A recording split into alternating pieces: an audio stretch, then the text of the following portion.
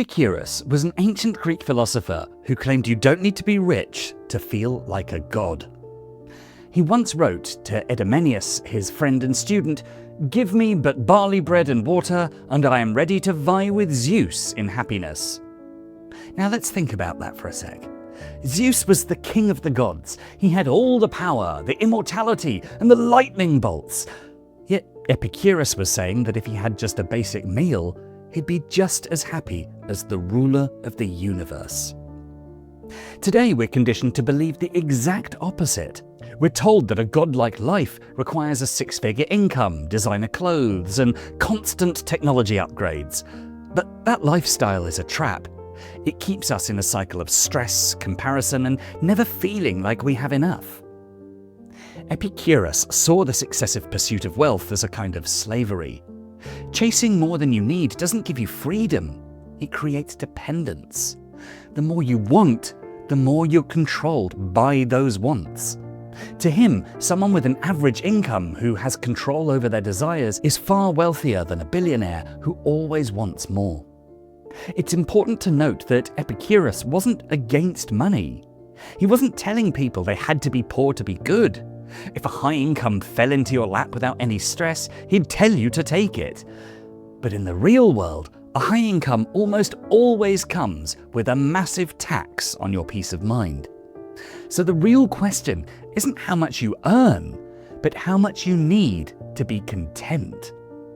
So in this video, we're going to take a practical look at the philosophy of Epicurus and how you can use it to live like a god even on an average salary.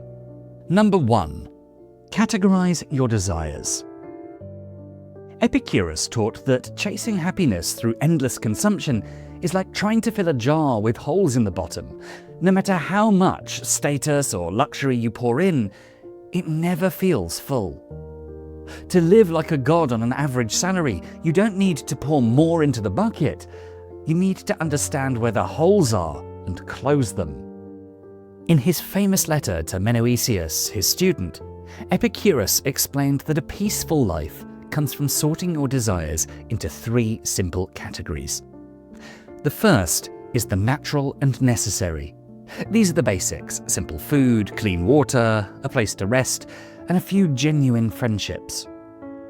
These are non-negotiable, but they're also surprisingly cheap and easy to satisfy. Fulfilling these provides the highest return on investment for your soul.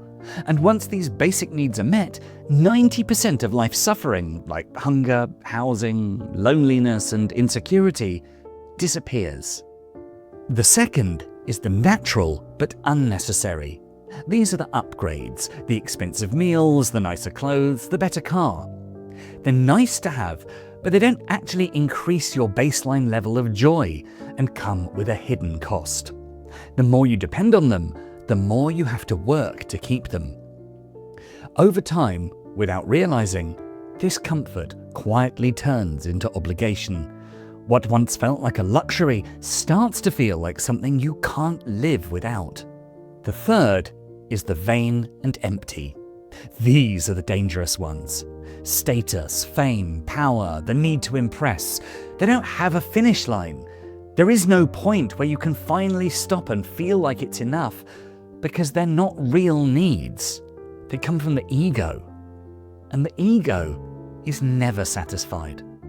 There's always someone ahead of you. There's always someone richer, more successful, more admired than you. No matter how far you go, it's never enough. The target keeps moving, so the chase never ends.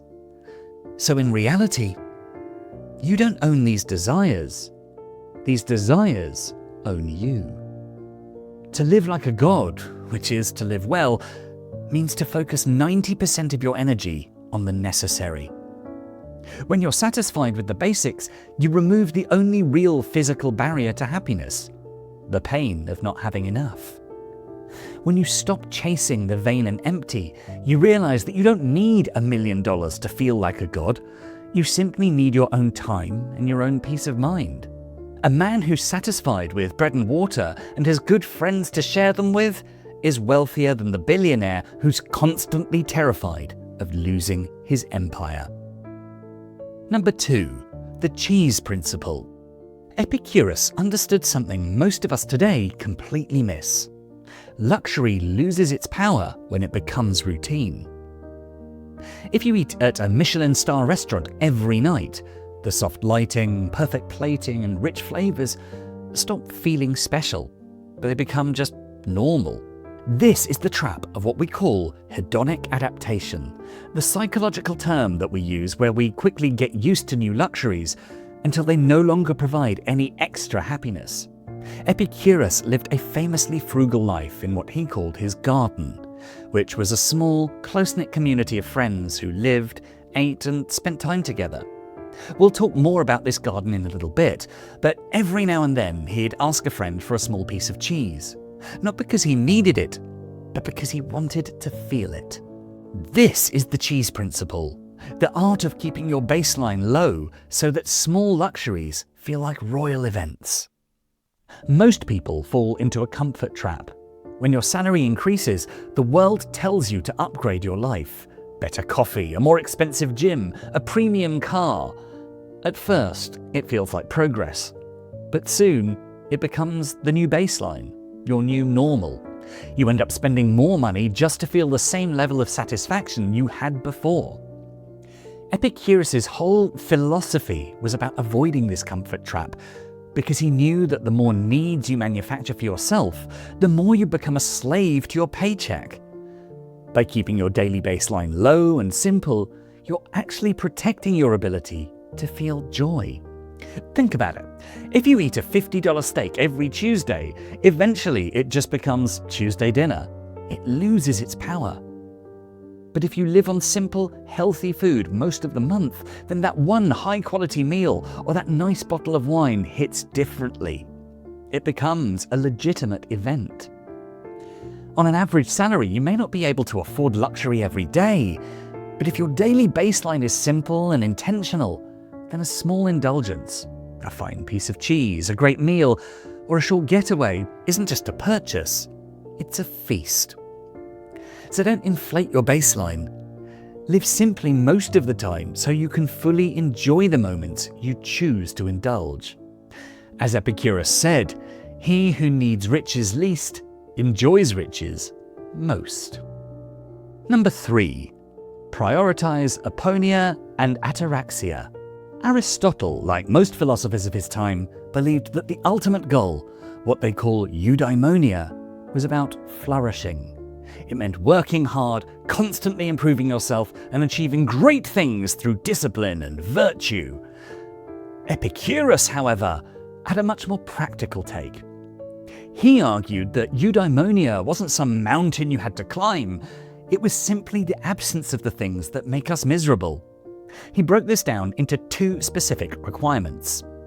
The first is aponia, the absence of physical pain. The second is ataraxia, the absence of anxiety and mental disturbance. To him, if you aren't hurting and you aren't worried, you've already reached this absolute peak of human existence.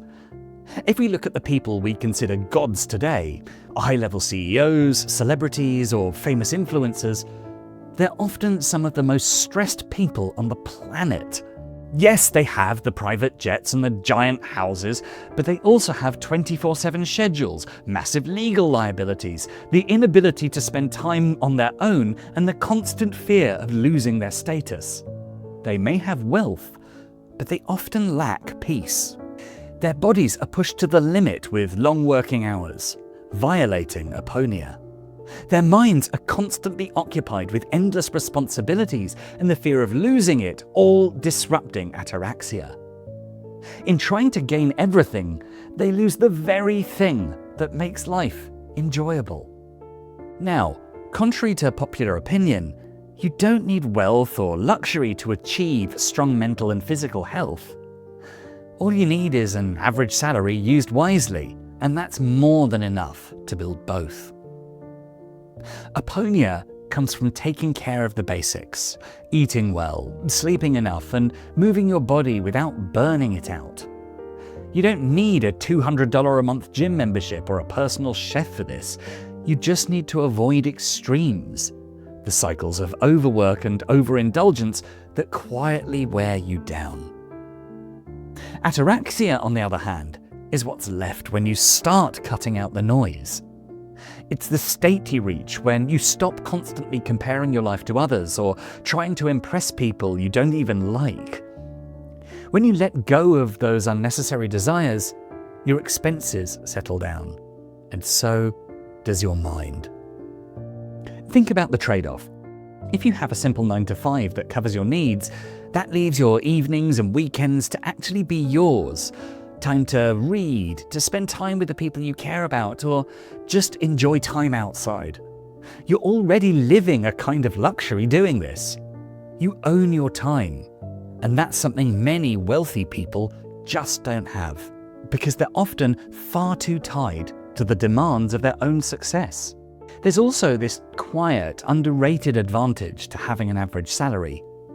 Your stakes are naturally lower.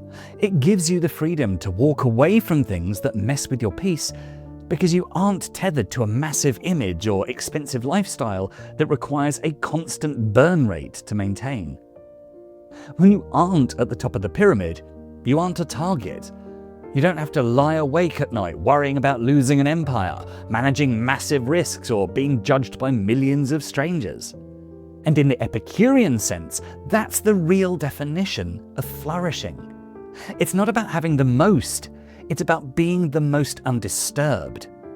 The person who owns their time, their health, and their peace of mind isn't living an average life.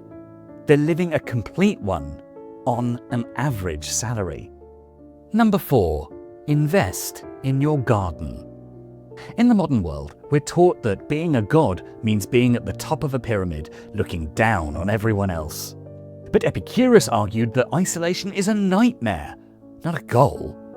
He famously said that out of all the things that provides for a happy life, friendship is the most important. He didn't just talk about it either. He bought a house with a garden and invited his friends to live and eat there with him.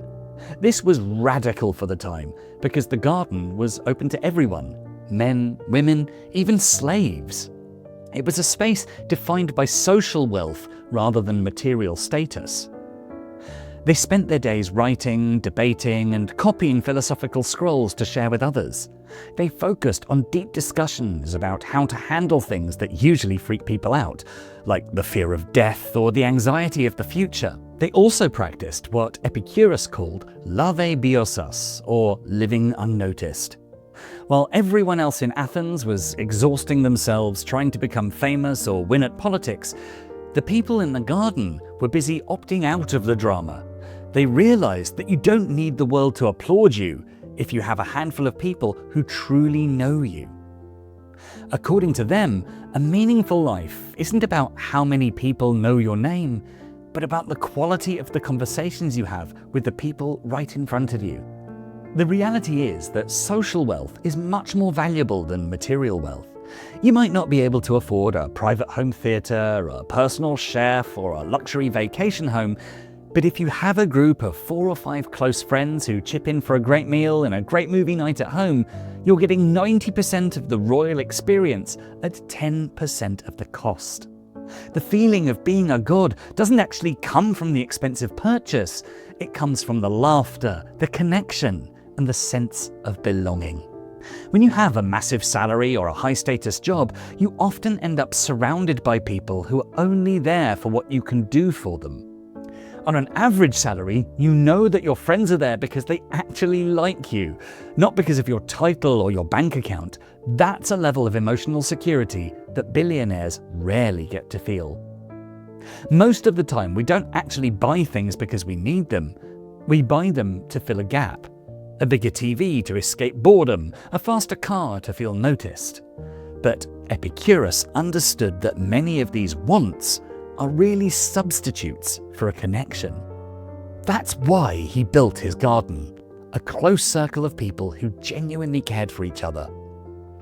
Because when you have that, you stop needing to prove your worth through what you own. You don't need distractions, and you don't need validation from strangers. You already feel enough, so instead of trying to impress the world, invest in your people. Use your income, no matter how average it is, to create moments. Share simple meals, meet a friend for coffee, spend time with people who actually know you. Because this experience is a different kind of wealth. One that doesn't show up in your bank account, but quietly makes your life feel rich every single day. Number 5. Master the fear of lack. The biggest thing that keeps people from feeling like gods isn't actually a lack of money. It's the anxiety that they might one day have no money. We spend our lives working jobs we hate to buy things we don't need, all because we're terrified of what would happen if the paycheck stopped. But Epicurus had a radical solution for this: practice poverty. He suggested that every now and then you should live on the absolute bare minimum for a few days. Eat nothing but plain rice, drink only water, and wear your simplest clothes. Once you do this, you'll realize that it's not that bad. You'd realize that even if you lost every penny you have, you'd still be okay. You'd still have your mind, your health, and your friends. Once you lose the fear of being poor, you're no longer a slave to your employer or the economy, because you know exactly how little you actually need to be happy. As Epicurus put it, nothing is enough for the man to whom enough is too little. By mastering your desires and losing your fear of the worst-case scenario, you aren't just surviving, you're owning your own life. And that's our video. What did you think? Will you be factoring any of Epicurus's teachings into your life? Maybe you see things a little differently. I'd love to hear your thoughts in the comments. But until next time, as ever, I've been Dan, you've been awesome, and if you enjoyed what you saw or found it helpful, why not check out our full Philosophies for Life playlist? And for more videos to help you find success and happiness using beautiful philosophical wisdom, don't forget to subscribe. Thanks so much for watching.